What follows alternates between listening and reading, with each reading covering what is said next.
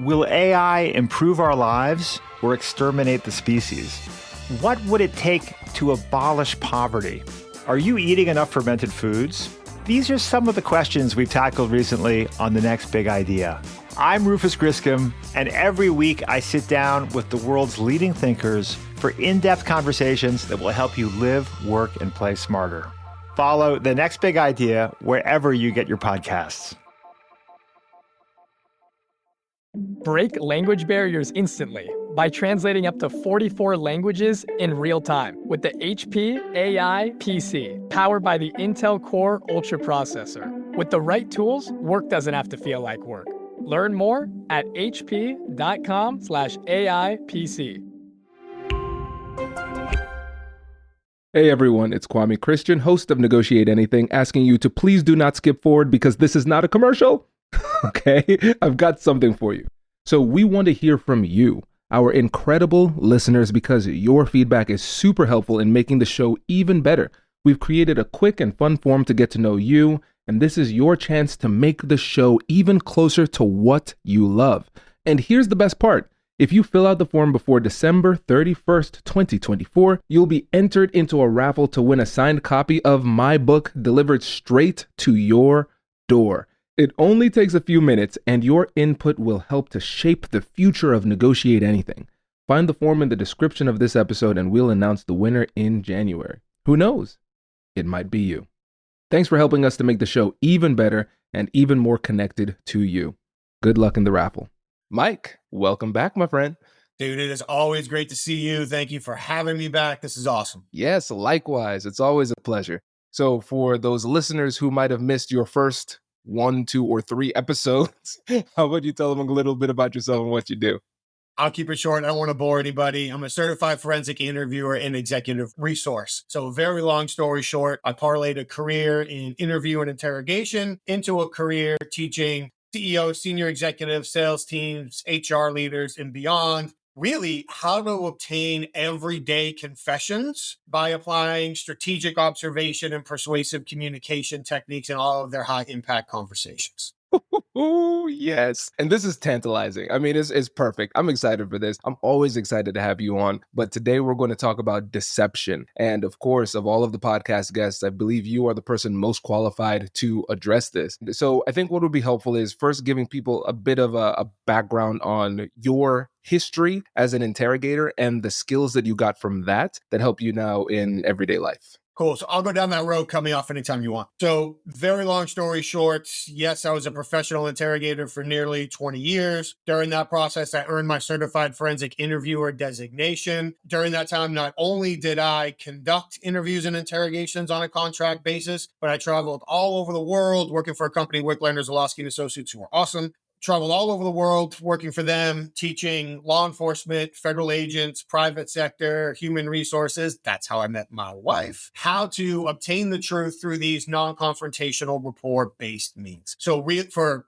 multiple decades now, my life has been all consumed by how do we elevate our strategic observation skills to understand what people are likely thinking or feeling in real time, evaluate that against our goals in the context of the situation, and then use our observations to help us get closer to achieving those long-term goals. So interview and interrogation scenario, the short-term goal is to obtain the truth, whether it's a victim, witness, suspect, job hire, doesn't matter. The goal really is to get the truth, but then to get the truth in a way that allows the long-term goals to be accomplished. And those long-term goals could be if somebody's done something really bad, making sure that we collect enough evidence so they can face accountability to the fullest extent of the law. It could also mean that we're gathering enough information to ensure that we reduce the opportunity for this crime or similar crimes to happen again. It could be to figure out who else was involved. It could be if we're talking to a victim to maybe get some additional details that they haven't previously felt comfortable sharing so we can be better armed going into the conversation. The same as a witness. And with all of these conversations, one of the goals is to walk out every single time with a handshake. So people feel like no matter how sensitive or vulnerable the conversation was, they were treated like a valuable human being throughout that conversation and could make their own decision to share the information. So that's a super fast backdrop of where I come from and the approach that we take. This is great. Okay, anything you want me to add there before we get into like the deception piece? Oh, no, it's perfect. And actually, before we do get into the deception piece, I am hearing from a listener who is confused and perplexed, Mike, because they're saying, hey, listen, I love watching these crime dramas on TV. And what you said was non-confrontational, rapport-based skills, and the goal is to walk out with a handshake. I thought we were supposed to walk out with people in handcuffs, crying, and we're supposed to pin them against the wall with the truth. So can you help me to understand the discrepancy between what you shared and what Hollywood portrays? Well, let's start with Hollywood's goal. Hollywood's goal is to entertain. Hollywood's goal is to keep you watching, and they need drama for that. So they need to create drama and these emotional peaks and valleys in order to get you in there. So I think I can tell the story in a way that will come off okay. Years ago, I was interviewed for potential participation in a television show. I probably would have got cut from the list no matter what, but here's the funny story about how I got cut from the list. I made it to whatever it was, like the third interview, and it's on video. And the whole premise was, it was like family intervention. So you got a person in their family that has some sort of problem, whatever, gambling, drinking, drugs, infidelity, pick one, doesn't matter. And they need somebody to come in, have a conversation with them. And this is in the person, they probably weren't the producer, but whoever I'm speaking with, right? They're telling me, you need to get this person to confess. So that way the family can confront them and get them to change. I'm like, well, wait a minute. When I talked to the last person, they said, this is all about positively impacting families. Yes. Well, then why do I need to get a confession that sets up confrontation? I'm not sure we're speaking the same language here. And after going back and forth, they're like, well, what would you do? Well, I would sit down. I would have a private conversation. I would allow them to save face. We would get the truth in stages, maybe even allow them to start by blaming excuses or rationalizations in the beginning. And once they were comfortable in the conversation, now we would go ahead and draw out not just the truth, but the impact that it has on their life and what they need to feel to change. And once we break all of that together, now we can bring the family in, and I could mediate that conversation to make sure that we stayed focused on the long-term goal, the family unity, the family improvement. And that by allowing this person to save face, we could actually get the change we're looking for. I get silence on the other end, and then I get, well, Mr. Reddington, that sounds effective, but it's not what we're looking for. So are you looking to positively change families, or are you looking for drama-based ratings? So that's my little Hollywood rant for you right there, based on a sample size of Uno. So you've got the drama there. My wife has a sticker on our refrigerator at home, and it says, you can't make a child do better we have a son. So it says, you can't make a child do better by making him feel worse. That's the same for all human beings. You really can't make people do better by making them feel worse. We get a little bit misled by that sometimes, because who do we see on TV? If we're watching sports, or, we're watching these people who have dedicated their entire lives to achieving what less than 1% of people are capable of achieving. Well, you can get a Tom Brady on the sideline. Am I allowed to make a Michigan reference on this? As long as it's negative. Okay. You can get a Marvin Harrison Jr., there we go, on the sideline. And you can scream that dude down, and he might actually improve because he's committed to something and he's a part of something better. And he's sort of forsaken, I've never met the guy, but I'm assuming an athlete at that level has forsaken their self-image to a point where sometimes I need someone to knock me down a peg to get better and realize the little things I need to fix. But most of us aren't top-level athletes. So if I'm going to try to make you do better by making you feel worse, this is going to be counterproductive.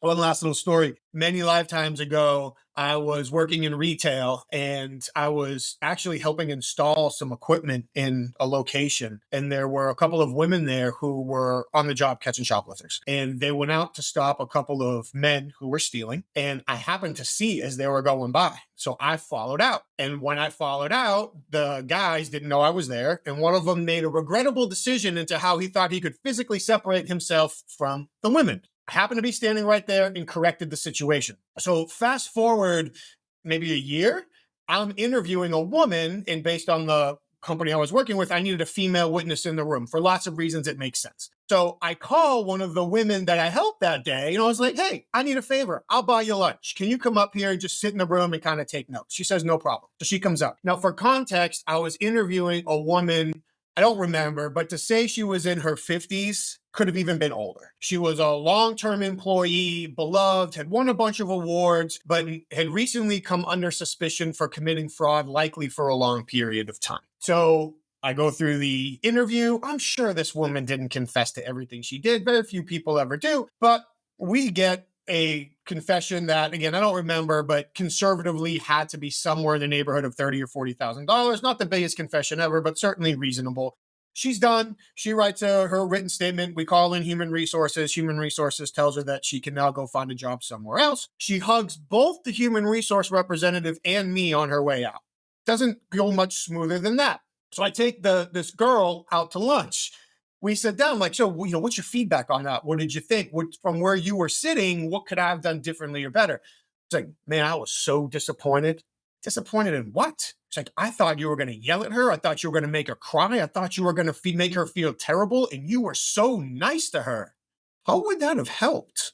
As we continue to talk, she equated how we handled the situation on the sidewalk to how we would handle a situation sitting down talking to another human being. Those different contexts require different approaches. And so, as a general rule, if you want somebody to say or do something that isn't their idea, the number one thing you've got to do is help them save face and protect their self-image. You have to line up their self-image with what you want them to do. Can I tell you one more story? Am I going too long with this? Never stop telling stories. So another interrogation, try to keep a very long story as short as I can. I got a call from a guy who I had a decent relationship at the time, who said that he had a case and he didn't think he could get the guy to confess when I come in. And I only tell that part of the story to tell this part of the story. I don't know about you, but where I grew up, if one of your buddies asks you to do something because he can't do it, it's now your moral obligation to make fun of him throughout the process, right? So I'm giving him a hard time for days. Yeah, I'll come in and do it. What's your problem? Blah, blah, blah. I show up. And they pull this dude up on camera, and I'm immediately like, I should have kept my mouth shut. Giant dude, covered in tattoos from his hands to his neck, has a reputation that they're telling me about. So I'm now regretting like all of the trash talking that I've done, because now what this means is if I don't get the confession, I'm going to get that trash talking back in spades, right? If you dish it out, you better be able to take it. What goes around comes around. So I'd rather be lucky than good. I sit down, I start building rapport with this guy, and he tells me that his brother manages the loading dock at this facility. Now, for people who might not be aware, loading docks are ground zero for theft activity. So I've got a guy who's suspected of committing fraud who just told me that his brother runs the place where most theft likely happens in the building, and I wasn't told of this in advance. Hello, my friends. Before we get back to today's episode, I want to ask you a question. Have you ever wondered how to elevate your team's negotiation game and how you can help the folks on your team have better, difficult conversations? At the American Negotiation Institute, we offer transformative keynotes and workshops tailored to empower professionals with top-tier negotiation and conflict resolution skills. Whether it's a keynote for your next event or hands-on training for your team, we've got you covered. Don't just negotiate. Master the art with the American Negotiation Institute. Click the link in the description to find out more. Elevate, negotiate, and succeed.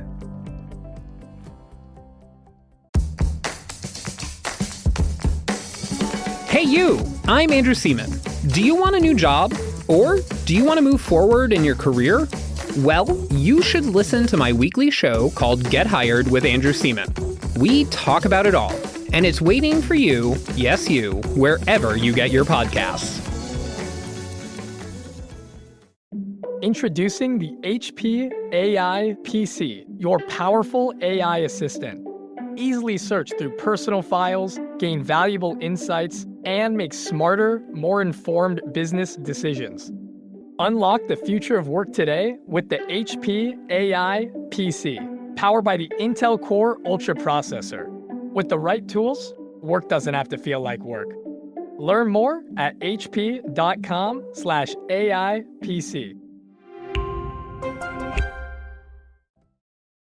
So I file it away. This guy admits to everything the evidence had showed us, just a little bit more. I'm good with that. So as I start backing out of the interrogating him for his activity part, I need a segue to get him to confess to his brother.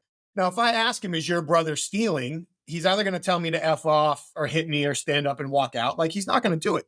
So I looked at him and I said, thank you very much for your professionalism and respect today. I really appreciate you being honest with me. I got to tell you, I'm jealous of you. And he did exactly what you just did. I said, you work with your brother? He said, yeah. I said, you guys close? He said, yeah. I said, man, my brother's my best friend. He lives halfway across the country. I get to see him maybe twice a year. You see your brother every day. I'm jealous. Now he unfolds his arms and he sits forward. I'm like, man, I got to tell you, and this is a true story, and I'll keep it super short because we have a long conversation here. But when I was going into the 3rd grade, my brother John was going into the 1st grade. My dad took us on a walk and gave us this big speech about how starting the next day, we were going into the real world and we always had to take care of each other. We always had to look out for each other. That's what brothers do. So, we're like, okay, Dad. And he says, no, I'm serious. Gives us the whole speech a second time. And I think when I was in the 3rd grade, the first fight I got in was some kid picking on my brother underneath the monkey bars. Right. So as I told the story to this guy, I literally, if people are watching this on video, I ended by doing this. So I rubbed my lip, if you can't see it as I said this. But when I was done, I said, one thing that I learned growing up was no matter what happens, you've got to back your brother's play. And there were plenty of times where I walked out of a situation, and here's where I rubbed my lip, where I thought, that wasn't such a good idea. But I didn't have a choice because John went, I had to go. And as soon as I did that, he nods his head. And as soon as he nods his head, I said, so what's the most expensive item you and your brother have ever taken off the loading dock together? He exhales and goes, the air compressor, and starts snitching on his brother. And the reason why that worked is because I didn't accuse him of being a snitch. I didn't accuse his brother of being a thief. I just told a story about a brother has to back a brother's play. I gave him an example of when I backed my brother's play, which wasn't criminal in any way, shape, or form. Illustrated, I didn't tell him, I understand you've always got to back your brother up. But I illustrated, dude, a brother's got to back his brother's play. So now I'm not asking him about stealing. I'm asking him about backing up his brother. And what kind of brother wouldn't do that? So now I've completely lined up snitching on his brother with his self-image, and he hasn't realized it yet. Then comes the question, then comes the admission, and now we're building from there. So story time with Mike is over. I just ran through your interview that you wanted to have. But those are 3 examples of why it is so important to help people save face. And if you want them to say or do something that they don't want to do, it's not about the confrontation. It's not about wearing them down. It's not about winning. It's about prioritizing your long-term goal and aligning what you want them to do with their self-image so they will help you achieve that goal. And it shows, Mike, with these incredible stories that the challenge that people have when it comes to deception or getting the truth in these difficult conversations is really, it comes down to mindset. They go into this thinking, like you said, this is an altercation, it's a confrontation, it's about wearing them down. And there's a bit of a cathartic expression that we have when we are saying, okay, cool, not only do I want to get the truth and get an outcome, but even above all of that, I want to hurt your feelings in the process because you deserve a verbal spanking, and I won't be satisfied until you feel bad through the process. And really what we're doing in that situation is that we're putting our emotions above the outcome that it is that we seek to achieve. You nailed it. Call it our righteous moral perspective. Call it our ego. Call it our need to be right. Pick a term. But that's exactly what it falls under. So I'll make you a series of promises. It's much easier to get somebody to say, I did it, than it is to get them to say, it's my fault, period. And it is substantially easier to get somebody to say, I did it, and it's my fault, than it is to get them to say, I lied to you. So all too often when we think about, I'm going to go talk to Kwame. I can't believe he did this. He is going to tell me that he did this. It was wrong. He knew it was wrong. He's sorry. He'll never do it again. And he lied to me, and he's not going to lie to me anymore. Good luck. I'm going for a handful of confessions all at once, or admissions all at once. Each one is more difficult than the next. There's no opportunity to save face. And really what my goal in here is dominance, not goal achievement and relationship correcting. We want to think about getting the truth in stages. If you say, Mike, I did it, but it's not my fault, what did you just tell me? I did it. That's the hardest part. So why do I want to make that any harder for you? So if you say, Mike, I did it because, and whatever comes after the because is BS, who cares? You just said, I did it. And the excuse that you partnered with that is the face-saving mechanism that allowed you to say it. It saved your self-image to say it. So now what I want to do is I don't want to blow up that excuse because I'm going to destroy all the progress we just made. Now I can say something like, Kwame, thank you. That's a great place to start. Please tell me more. Please walk me through. Please unpack. And now I'm going to start asking you about the excuse you gave me, not the action. And as that excuse continues and falls apart, then you start leading yourself to the accountability and the responsibility, because the excuse won't hold water over time. I know that. So why would I want to rush to break it up now? And I would say, in the overwhelming majority of conversations, I have no interest in getting somebody to say I lied to you. None. Because how does that help? It's going to make them feel worse, because although every single person listening to this conversation, depending on how old you are, has told thousands of lies in your life that run the gamut from completely innocent to self-preserving to maybe if we had another opportunity, we wouldn't tell that lie again. We've all done it. But we've all been told it makes us bad people, right? Don't ever lie to me. I can't trust you, blah, blah, blah. So there's a whole nother conversation about like the perception of lying that we could run people down if you ever wanted to go down that road. But if I know that admitting to lying is going to make people feel worse and it's not going to help the situation, then I'm not going to do it. I'm going to keep a goal-focused outcome. I'm going to get the truth in stages until I get to the point where I can achieve the outcome. Then we're going to walk forward together. My son's young. Your sons are pretty close to the same age. So we have this conversation a lot. It was funny when my son was in preschool. The word lie was not a word we ever used with our son. We focused on truth. It's important to tell the truth. It's important to be honest. Mom and dad will always support you, will always help you. We're going to do that through the truth. I didn't want to use the word lie. Why focus on the negative when I can focus on the positive? He comes home one day and uses the word lie in a sentence, and both my wife and I look at each other. We're like, so we don't confront him on it immediately, right? I don't want to create a reaction out of him. So a little while later, we circle back. We're like, hey, who says lying? Oh, my teacher. My teacher says that she doesn't like it when I lie to her. Ooh, I'm making a phone call. But even like how you approach truth and lying in the grand scheme, I know this isn't the conversation, but it's so important because we are all going to lie to each other at some point to some degree. It could just be to get out of a conversation you don't want to have. Okay, fine. But I don't want to confront people on lying if that takes away from my ability to strengthen the relationship or achieve a goal.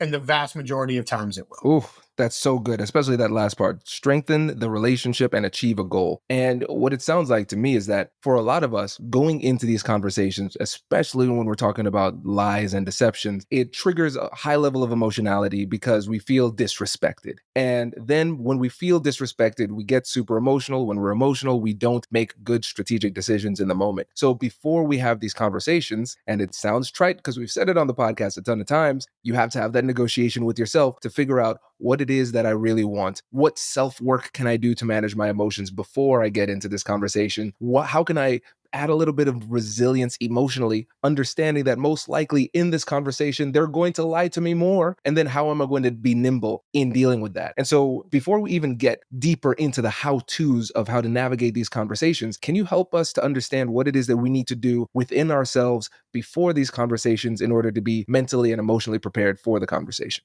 Yeah. Number one, prioritize your goals. So what is your resolve an investigation to close a negotiation? If it's to close a negotiation, what does that negotiation lead to? Those are your real goals that you're looking to achieve. Your goal isn't just to close the negotiation. You've talked about a deal can be a bad deal.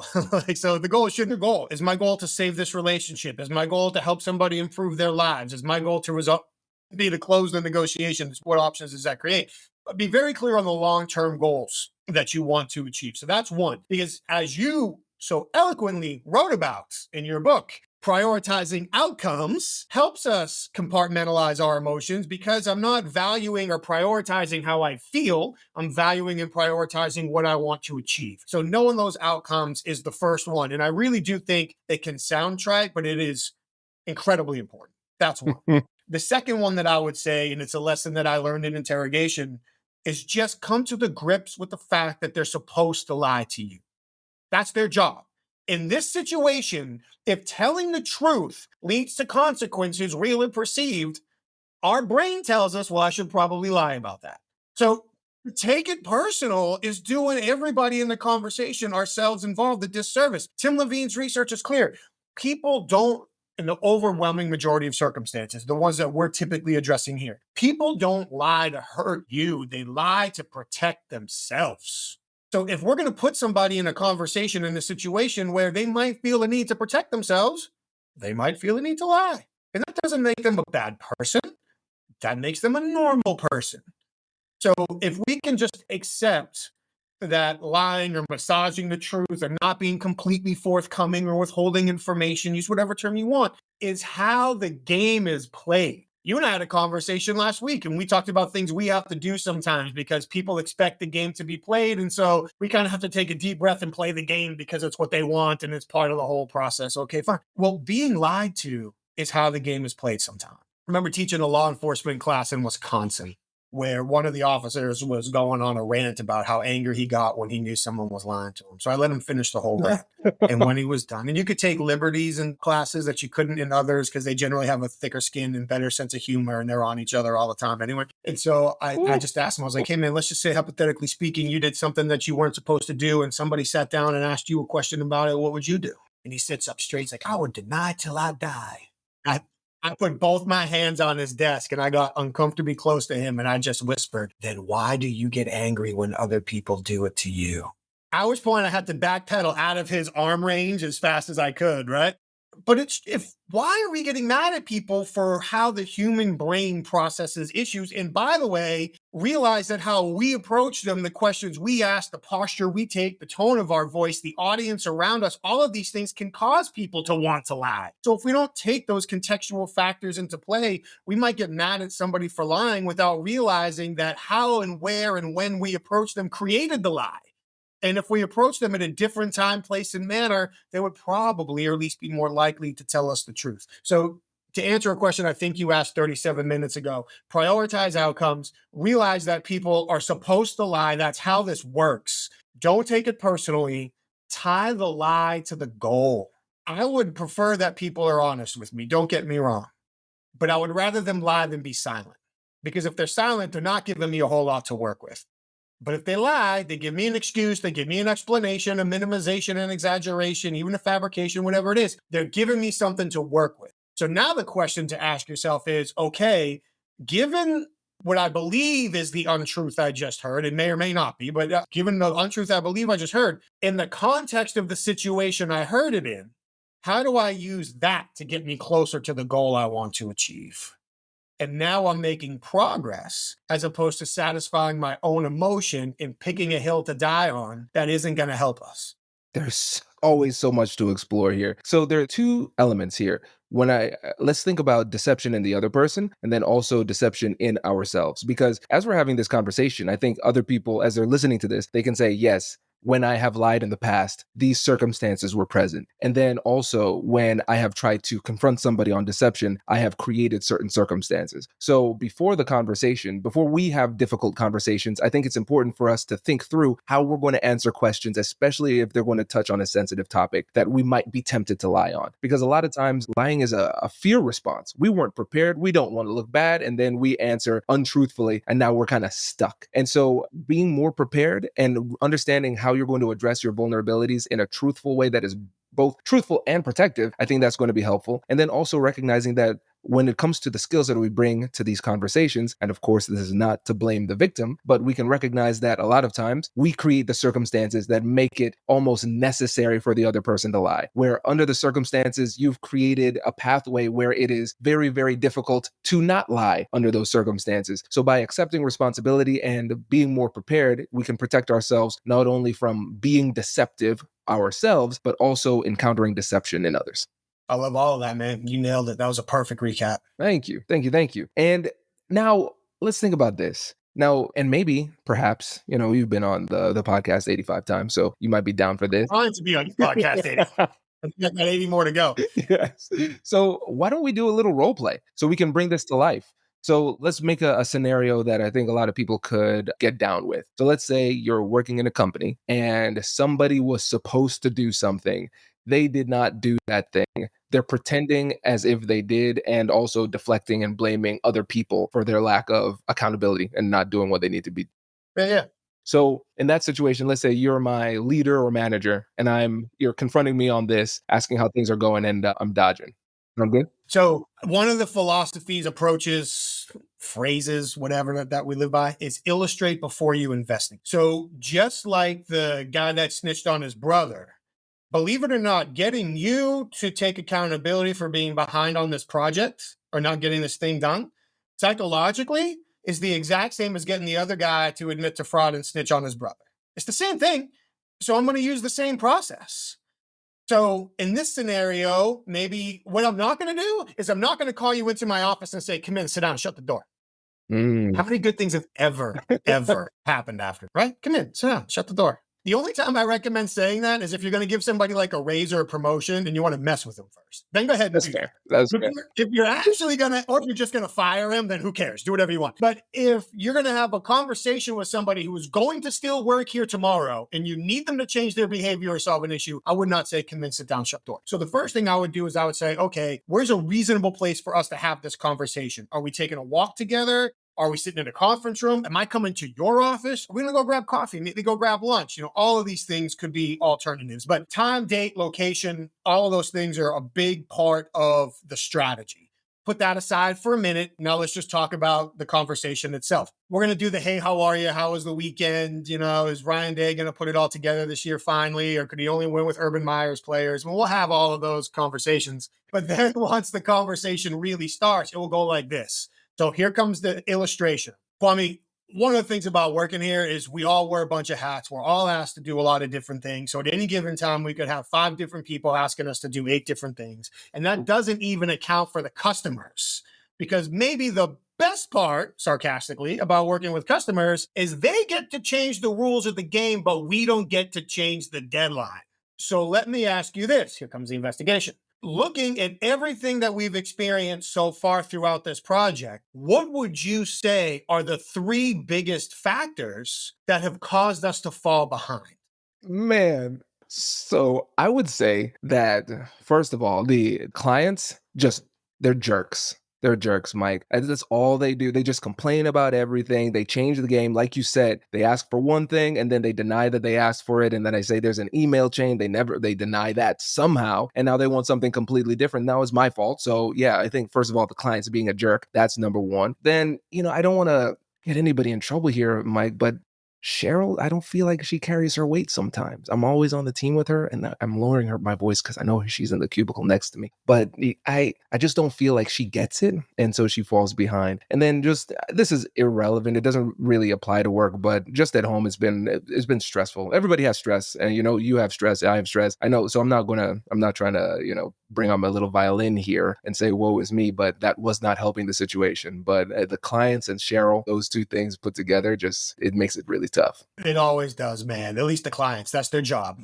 First, I want to acknowledge you and your family and say that I hope that everything's okay. The personal stuff, I don't want to get into. Certainly want to respect your boundaries, but I hope everybody is safe and healthy and okay at home. Getting back to the clients, I'm pretty sure if you look up client in the dictionary, the definition is, I give you my money so I can make your life hard. Like that's their approach. And sometimes we do have teammates who maybe they have other priorities or they're juggling things we might not be aware of, or maybe they're looking at the situation a little bit differently than us. So taking stock of where we are now and where we need to be, as the leader of the team, Kwame, what do you think are the first 3 steps we need to take to start getting back on track? Man, that's a great question. I think first, what I would do is we got to get Cheryl off this team, Mike. We got to get Cheryl off the team. I tried really hard to work with her, but it's just like oil and water. We can't work together. So if I could wave a magic wand, it would be her gone. The next thing that I would do is first, we probably need to have a reset conversation with the clients to just get expectations back on the same page, because it feels like there's a bit of a Cold War happening where even when we do interact, there's a lot of subtext that we can feel, but is not really said. And so I don't know. I've had a rough time dealing with these clients. So maybe we need to have a reset conversation with them. And then we have to review the scope of work. There's been a lot of scope creep. These clients are very demanding. And I think just us as an organization, historically, we don't do a good job of setting those barriers. And we just say, yes, we'll do it. Yes, we'll do it. Yes, we'll do it. Yes, we'll do it. And we don't set that boundary. And as a result, everybody's overworked. Things are falling off our plate. And now we look sloppy, where if we would have just stuck to what was in the original scope of work, we could have gotten this done really easily. But now we're getting penalized for trying to over deliver for our clients. Thank you. And those are all very valid perspectives. And again, it gets back to the clients feeling like they can change the rules in the middle of the game. And it's our job just to be thankful that we're in the game with them. Really quick, and I won't bore you with the whole story, but when I was young, I had a mentor who was working with me earlier in my career, and I had an issue with somebody I was working with. And he told me that he was a former high-ranking officer in the Army prior to the career that he was in at the time he was working with me. And he said, let me tell you a story. And he told me a story about somebody who consistently was causing problems for the unit, couldn't keep up, falling behind, making mistakes. At one point, put somebody's life in jeopardy, blah, blah, blah. And he said, you know what? Honestly, everybody kind of thought he was a jerk. But you know who he was? And I wasn't smart enough to sit there silently. So I said, who? And he said, my jerk.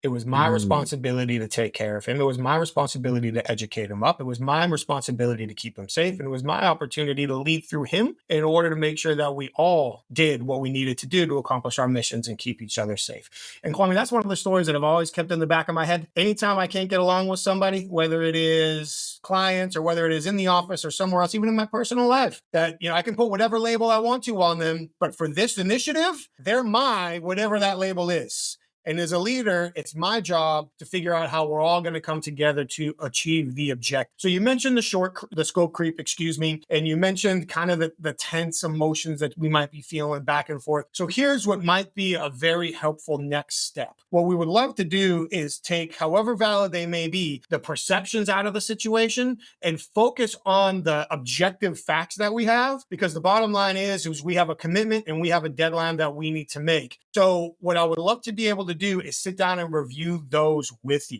If you take a look at your calendar, I'm very happy for you to interrupt me and let me know when this is most convenient for you. But I would love to know about how much time you think you need to factually organize what the initial expectation was, where we are now, and what's left in relation to the deadline. And then what that conversation will let us do is really examine any assets or changes we might need to reallocate in order to make sure that we satisfy this customer and then take the lessons we learned to apply it to customers moving forward. So about how much time do you think you would need to put that together? I want to be respectful of your calendar. I think, well, it's Tuesday today. I think I could probably get that to you by the end of the week. I'd appreciate it, man. You want to grab lunch on Friday?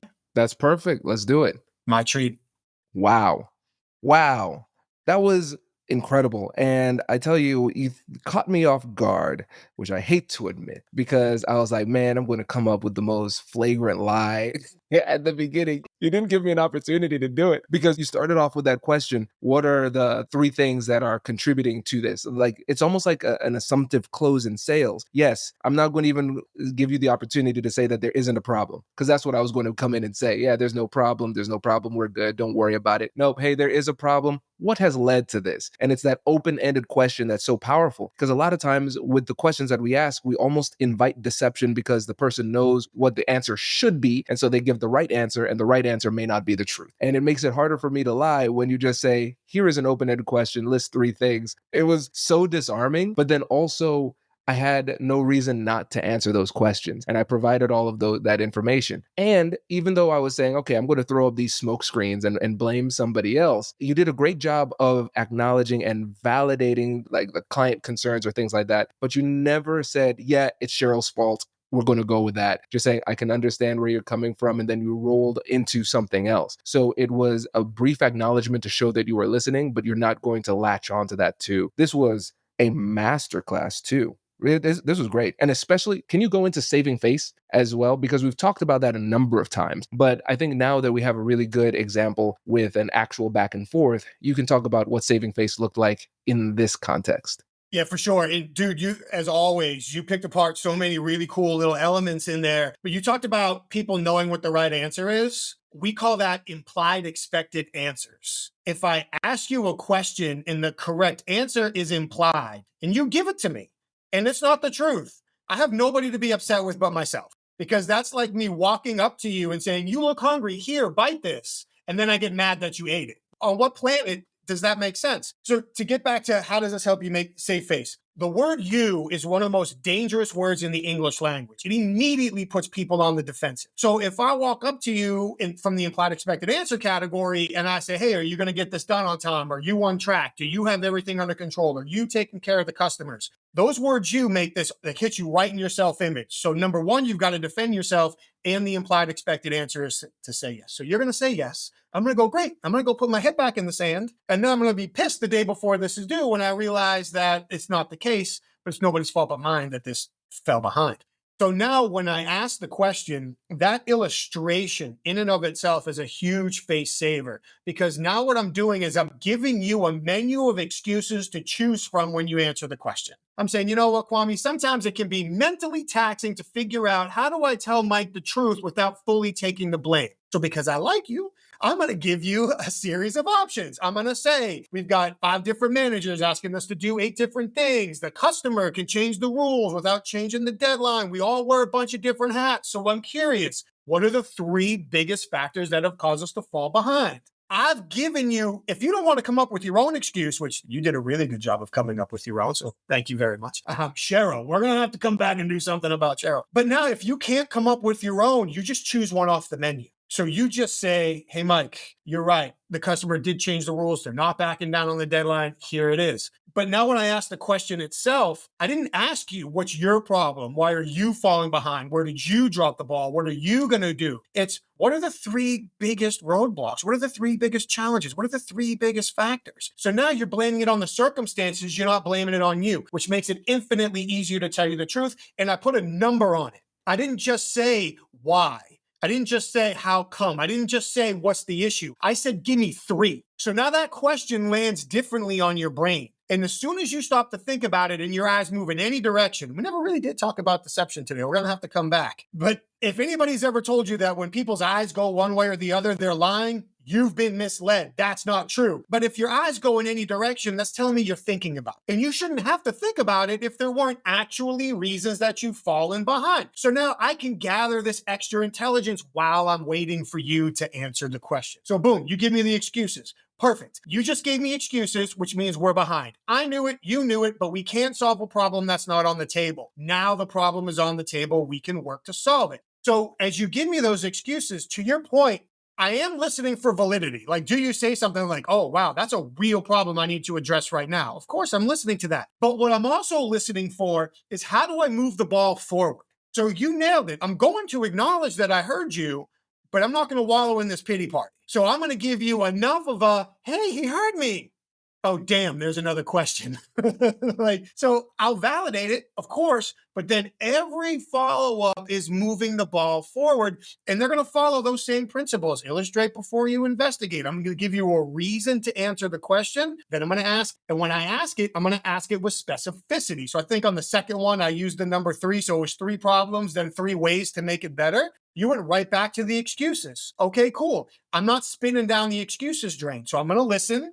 I'm going to validate. This time I'm going to use the illustration of Dr. Losick, who was one of the best mentors I had early in my career. I could quote him for days. And then after that, now I'm going to be specific, not about what are we going to do, but how many days is it going to take you to get what we need so we can make this decision together? And I'm going to put you in the power position to do that. Sure, I could tell you I need that on my desk by 5 o'clock tomorrow. And if it was a big enough emergency, I might. But if it's not a big enough emergency, why do I need to assert dominance over you when I need you to take responsibility for solving the problem? So if I've got enough leeway, because I didn't wait till the last second to have this conversation with you, I can ask you, dude, how many days do you think that take? I know you're busy. How many days do you think that take to put it together by the end of the week? Awesome. Let's grab lunch. My treat. Now you feel validated.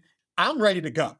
I've done my research. I know what the situation is to the best that I can. I've got my alternatives and thought processes and next steps in place, but I'm not going to give them to you. I'll buy the burgers. We can sit down. And as you present your plan to me, maybe I'll learn. And by the way, by the time we get to lunch, Incredible. Because, and the other thing that I love about this is the fact that we're not trying to go for the 4-move checkmate here. We're recognizing that this will take time and we have to be patient. And another thing that I love about this is that not only do we need to shift our mindset to be more outcome oriented in these conversations, but we also need to help the other person to be more outcome oriented in the conversation. Because a lot of times they're going to be looking backward, trying to figure out somebody else that they can blame or some other way that they can take the responsibility off themselves. But if you just take that off the board and say, listen, I'm not accusing you of anything. I'm not trying to make you feel bad. We collectively have a problem. How do we get to this solution, this outcome? And then in that process, what has to happen is that they have to take accountability for what needs to be done in order to get there too. And so by warming them up in this way, you're putting yourself in a position to be successful, not being led by your emotions, but being led by your strategy. And I think, again, when you start to put these strategies into play and you start to develop these skills, deception doesn't seem scary anymore. It's an opportunity to gather information and learn so you could be more effective in the conversation. Something. Always allow yourself to be surprised. And then from there, we can put the plan together. Well, listen, Mike, if you have maybe, I don't know, a book or a podcast you could refer people to, I think that would be a good conduit for the rest of your ideas too. Amen to all of that. Too many times, whether we realize it or not, we prioritize time. I need you to tell me right now. Well, time is the enemy of empathy. If I'm prioritizing time over quality of the relationship, of the outcome, it's all going to suffer. So taking a few minutes now saves days worth of pain later. So all the things you talked about prioritizing before come right back into play. Allow them to save face, walk them down that road. It's huge. I think there was something else I was going to say too, but you mentioned so many good things. I forgot the other thing I was going to touch on. So if it comes back to me, I'll get back to it. But you're right. You nailed all of it in summary. Oh, hey, man, my pleasure. Thank you again for coming on the show. Really appreciate it. You know what? It's funny you should ask. I got both. So if podcasting is your thing, I see what you're saying, the disciplined listening podcasts. We're not quite to your number yet. I think we're 65 episodes in and rolling. But we've got some great conversations. You've been on there twice now. Thank you so much for being generous with your time and all the great stuff that you shared on the conversation. But it's available. So I see what you're saying, the disciplined listening podcast, YouTube if you want to watch the video. If you think I got a face for radio, then Amazon, Spotify, Apple, you can find it all there. The book is The Disciplined Listening Method, how a certified forensic interviewer uncovers hidden value in every conversation.